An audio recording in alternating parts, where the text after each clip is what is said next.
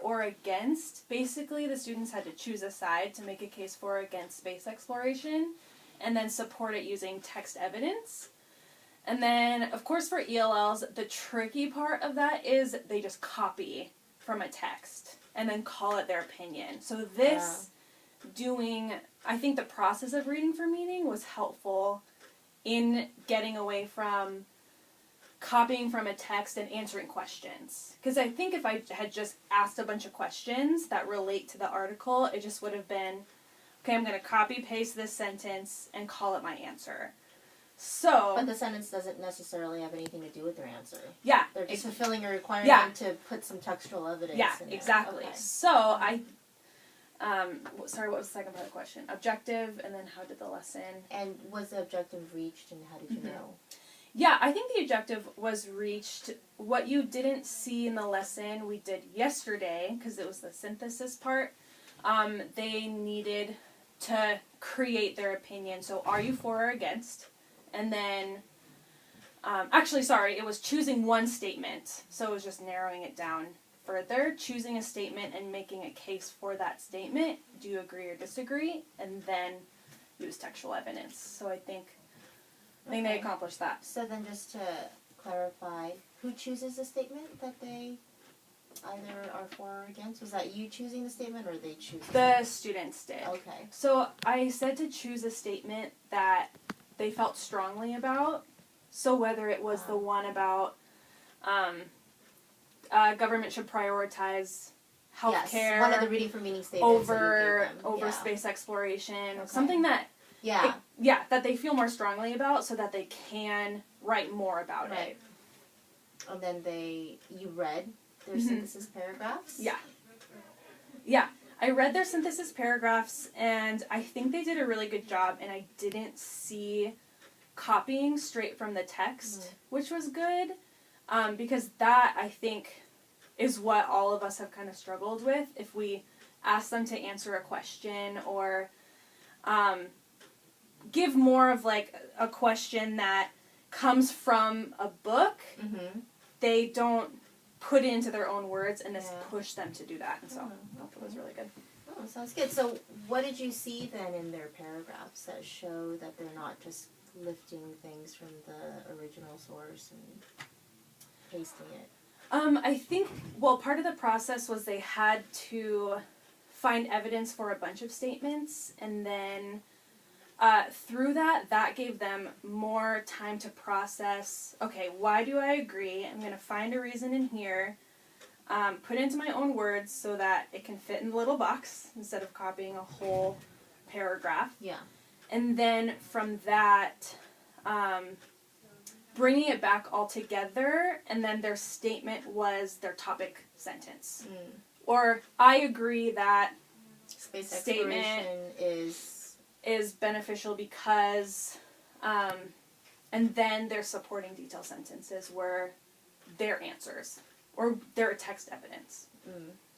And I'm just wondering, with the synthesis paragraph, since it is a writing class, are you teaching them to integrate quotes with that? Is that somewhere, like what direction do you see? So I see that, hey, this is really good. You're not just copying and pasting things that are totally irrelevant to what you're saying, right? So this is a good step, because now you're taking a statement that moves you in some way, that you have an opinion about, and now you are writing either the fact that you're for or against something, using that statement to give support to what you're saying, and then you're also using textual evidence, right, to give support. So what do you see happening next in terms of writing with that? Because that's a powerful way to write, and that's what we want our kids to do. Yeah. We want them to make arguments using textual evidence, and that's something that we ask our mainstream kids to do all the time, right?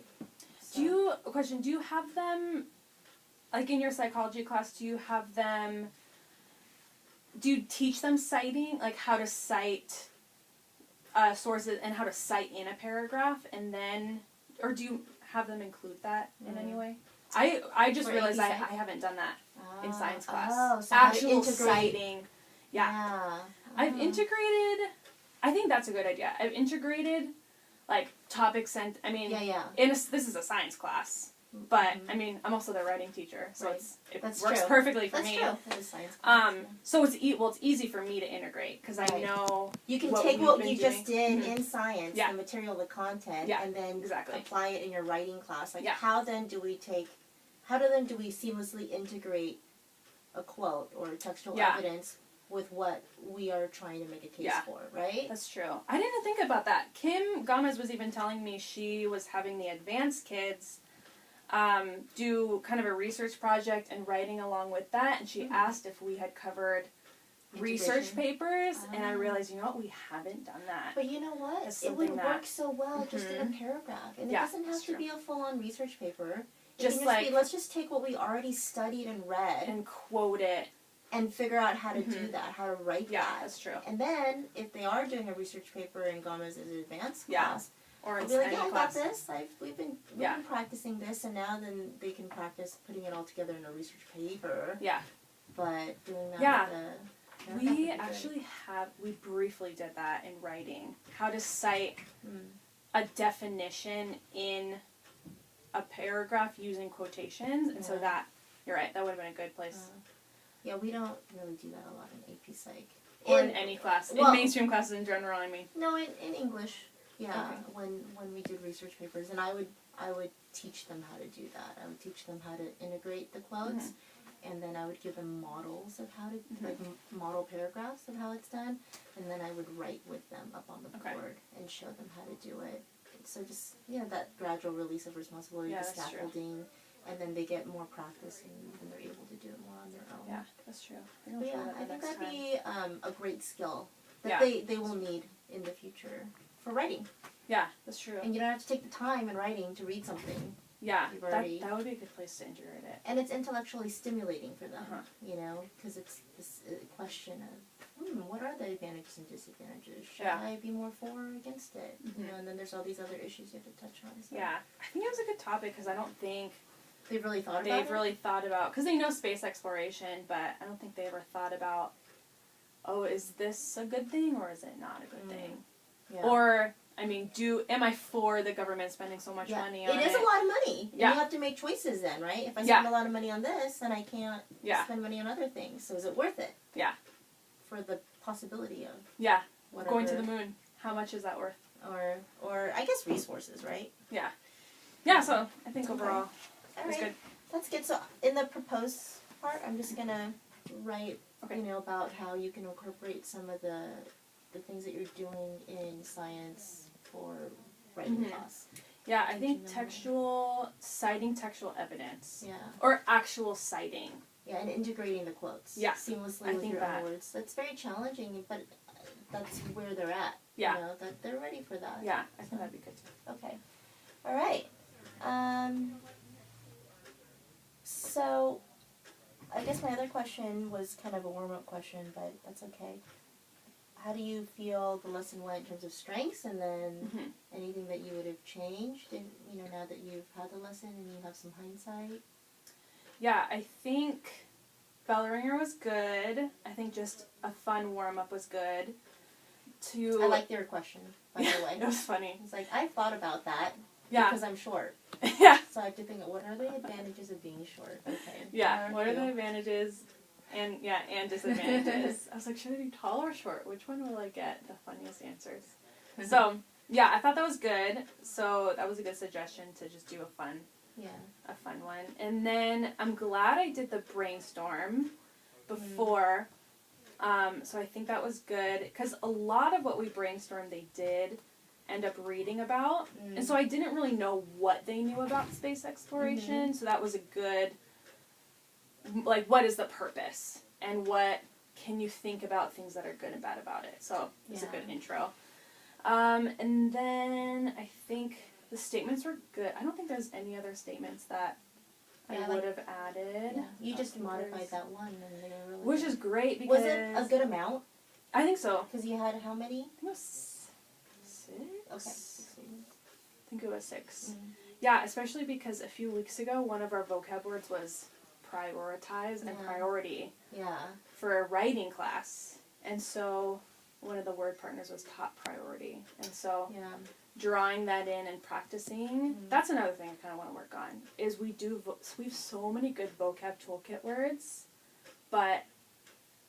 and they're good objective words also. So it's like justify, prioritize, and so it's a lot of, Bloom's taxonomy words, and academic vocab, and so that was a good way to bring it in. So I think I just need to be more intentional. Yeah, I think that one of the things that you did really well in your lesson is that portion that I saw where you were giving vocabulary instruction, and you're giving them clues as to, okay, what's the part of speech, what are the suffixes and the prefixes, and that help us to understand what part of speech it is, so you can deal with a word in its various forms, right, to drive their understanding. And plus, just it's a tool for them when they're looking at a word to figure out what is this word, what does it mean, how does it work in this sentence.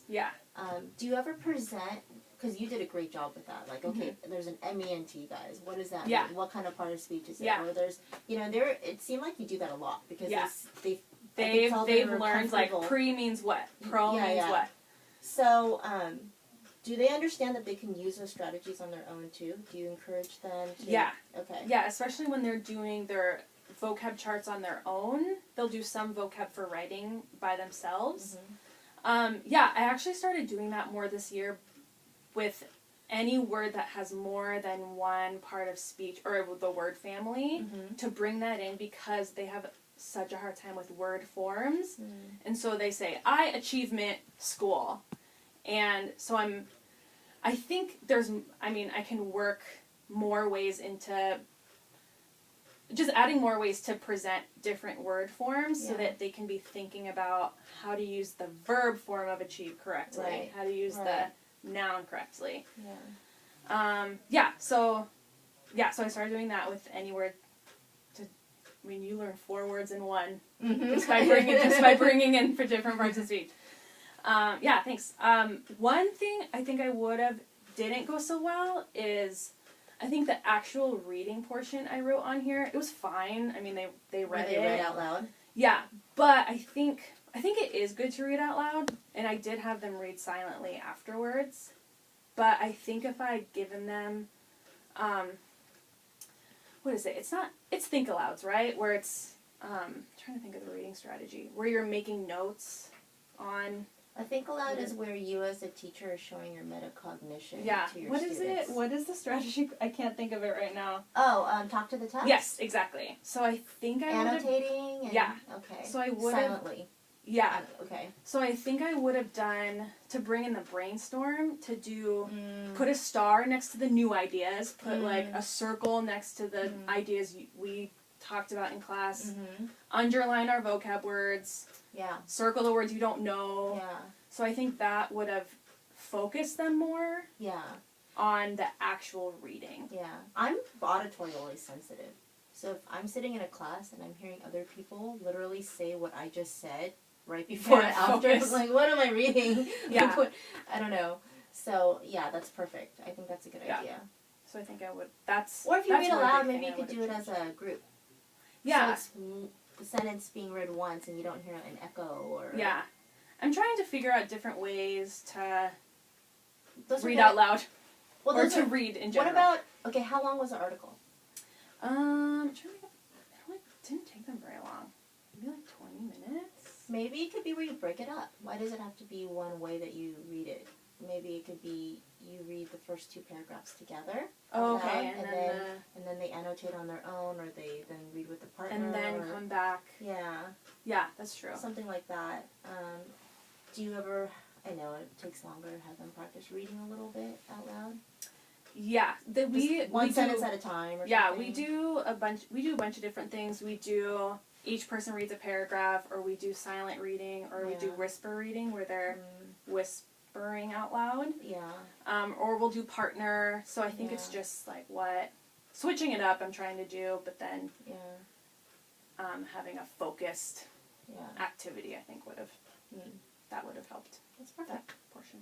Sounds good. I really enjoy your energy. Thanks. Like, we already know that you're an energetic person, but I was seeing some of your kids that are in there, And I thought, yeah, and we even talked about we even talked about some of those kids. Yeah.